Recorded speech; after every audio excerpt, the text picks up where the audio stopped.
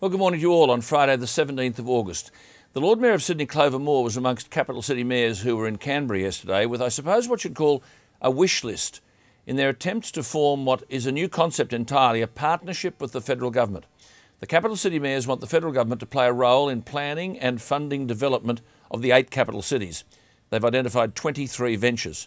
For Sydney, Clover Moore has nominated 3, a light rail system, water recycling in Green Square, and a network of bicycle paths. Now, the light rail project would cost a bit over $1 billion and would include links running from Central Station to Circular Quay and a radial network of links extending from Central Station to areas on the outskirts of the Central Business District. I've always said this makes sense. For example, in the mess that is Sydney traffic at the moment, under the Clover Moore plan, you'd get a train to Central Station and then go where you wanted by light rail. Nothing could be easier. The whole concept is brand new of mayors meeting federal government. There is now formed an outfit called the Council of Capital City Lord Mayors. It includes Sydney's Clover Moore, Brisbane's Campbell Newman and Melbourne's John So.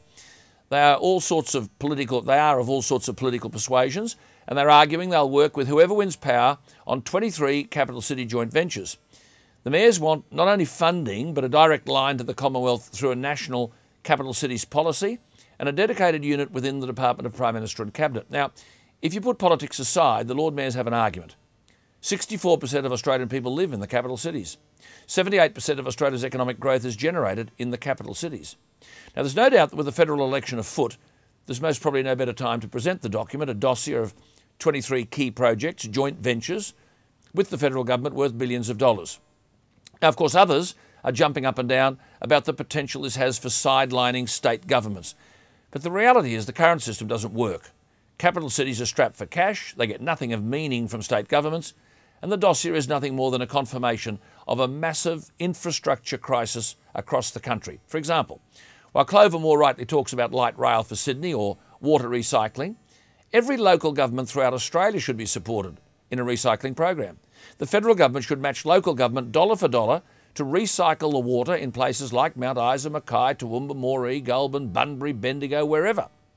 Then, of course, while Clover Moore talks about a light rail system in Sydney, and is, in my opinion, absolutely correct, the nation needs a very fast train. A European-style very fast train could get people from Goulburn to Sydney every day in less than 20 minutes. Just imagine what that would do to housing prices and quality of life if young people could buy a house and land package for $250,000 in Goulburn instead of $550,000 in Sydney. Now, already John Howard has said he's on the side of local government in Queensland as Peter Beattie pushes to make them even less local.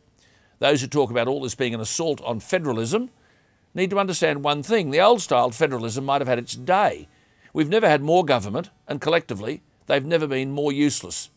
80% of our people live in Australia's capital cities. The dossier that hit the deck yesterday in Canberra from the Council of Capital City Lord Mayors is nothing more than a manifestation of the fact that the country on infrastructure is run down. Where are the dams? Where is the capacity to harvest water, to recycle water, to rebuild our schools, to smarten our hospitals, to improve the national rail system and unlock our roads? The best we seem to be able to manage are 2 or 3 lane tollways where the motorist pays through the neck and finds himself frustrated to the point of distraction, spending a couple of hours of each day on a tollway which is no more than a parking lot. Forget federalism and all the constitutional niceties. The nation could well do with 23 projects, the like of which hit the deck yesterday in Canberra. I'm Alan Jones.